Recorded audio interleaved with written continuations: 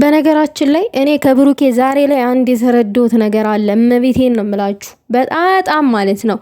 ምንድነው ማንም ሰው እውነቱን እንትን የሆነ የኔ አይደለችም ብሎ ስግጥ ብሎ ቢከራከር ማንም ሰው እንደማያምነውና ማንም ሰው እንደማይቀበለው ነው እሱ የተረዳው ማለት ነው። ነገር ግን ደግሞ እስኪ የኔ ናት ብዬ የሚረዳኝ ሰው ካገኙ ብሎ ነው ይሄንን ሐሳብ ምንም ባላጠፋው ምንም ባልዋለበት እንትን ሊል የቻለው ማለት ነው። ሰላም ውዶቼ፣ ሰላማችሁ ይብዛልኝ በያላችሁበት ቦታ ውዶቼ። እንግዲህ በቡርኬና በሃይሚ ማለት የተፈጠረውን ነገር ሁላችንንም እናውቀዋለን፣ እየተደረገ ያለውን ነገር ግን ማለት ነው ውዶቼ። ለምንድነው ላይክ ማታረጉት? ላይክ አድርጉ፣ አይከፈልበትም። እኔ እንኳን ሰብስክራይብ አድርጉኝ ብዬ አለምናችሁም እንኳን እንዲህ።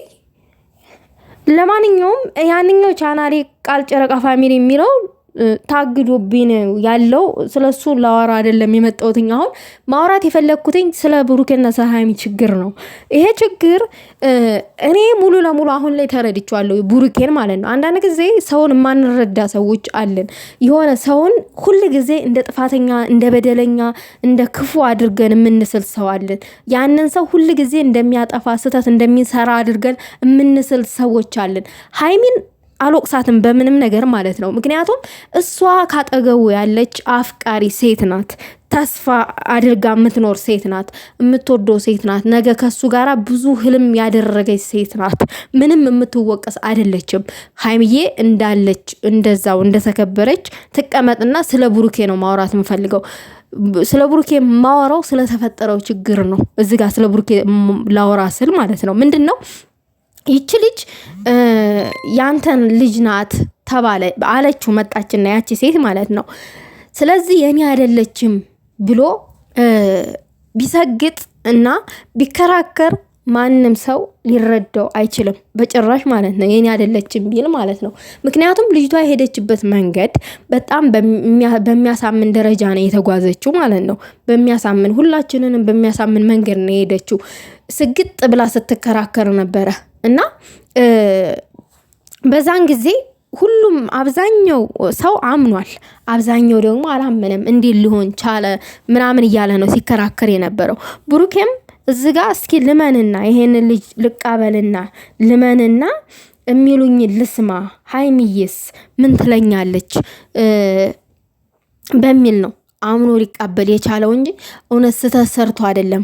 እውነት ይቺ ልጅም የሱ ሆነ አይደለም። ምንም የተፈጠረ ነገር የለም። ነገር ግን አንዳንድ ጊዜ ፈራጅ እንሆናለን። የሆነ እኛ ወሳኝ እንሆናለን። በሰው ቁስል ላይ እንጨት የምንከት ሰዎች አለን ምናምን ነገር። ሰውን ለሰከንድም ቢሆን ቆም ብለን እንረዳ።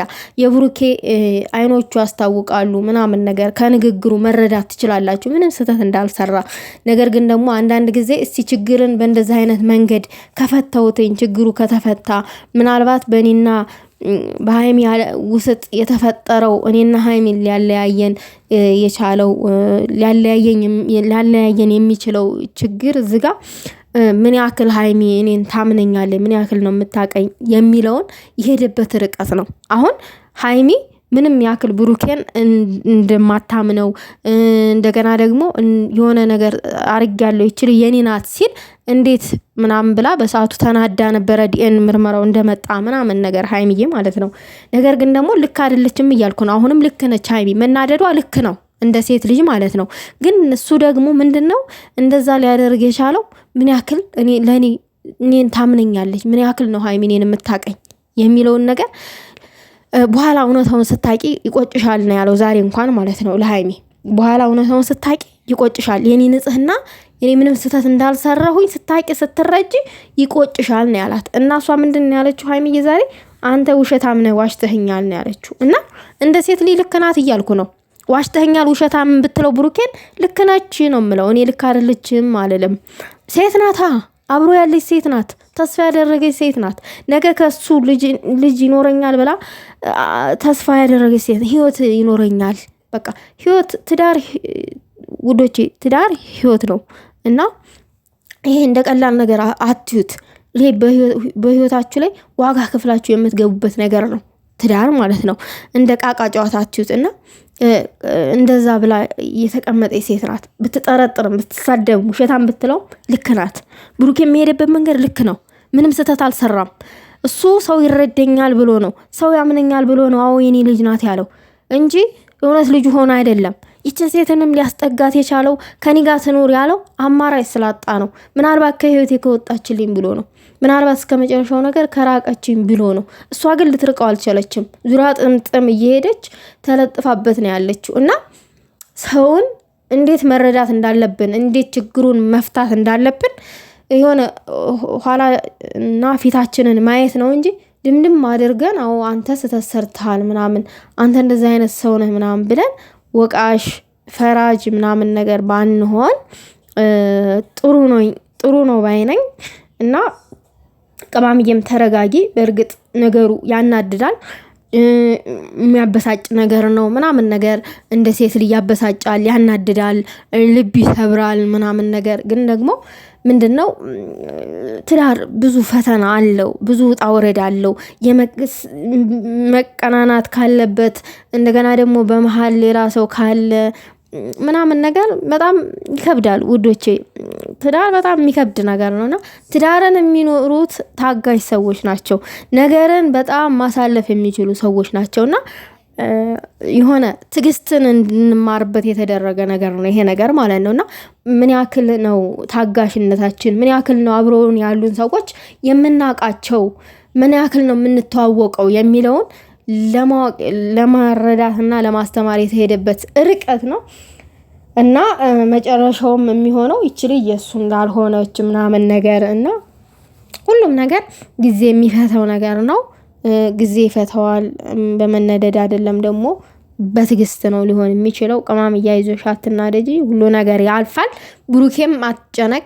ዛሬ ላይ ብዙ ሰው ሊሰድብህም ሊወቅስም ይችላል፣ ብዙ ሰው ሊናገር ይችላል፣ ብዙ ሰው ውሸታም ነህ ሊልህ ይችላል። ነገር ግን ደግሞ እውነታው አንተ ነህ የምታውቀው ከፈጣሪ ጋር ማለት ነው። አንተና ፈጣሪ ናችሁ የምታውቁት እውነታውን። መታገስ ዋጋ አለው። እንታገስ። ሰውን ከምናስቀይም ከምንሳደብ ምንድነው ብለን ወደ መፍትሄው ብንገባ ጥሩ ነው። ከስድብ ምንም ነገር አናገኝም።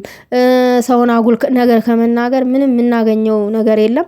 ስለዚህ ሁሉን ነገር በትዕግስት ብንጠብቅና አብረን ብናይ እስከ መጨረሻው ድረስ ጥሩ ነው። ምክንያቱም እነዚህ ሰዎች የማይለያዩ ሰዎች ናቸው። ስለሚዋደዱ ስለሚፋቀሩ መቼም ቢሆን አይለያዩም፣ አብረው ናቸው። እንትን ይቀጥላል። የነሱ ፍቅር አንድነታቸው የሚቀጥል ነው። እኛ ግን የሆነ ወሳኝ አንሆን በእነሱ ውስጥ፣ በእነሱ መሀል ገብተን ማለት እፈልጋለሁ። ይህንን ይመስላል ውዶቼ። ለማንኛውም የእናንተ ሀሳብ አስተያየት ኮሜንት ላይ አስቀምጡ። የኔ ሀሳብ ደግሞ ይህንን ይመስላል። ላይክ ሼር አድርጉ።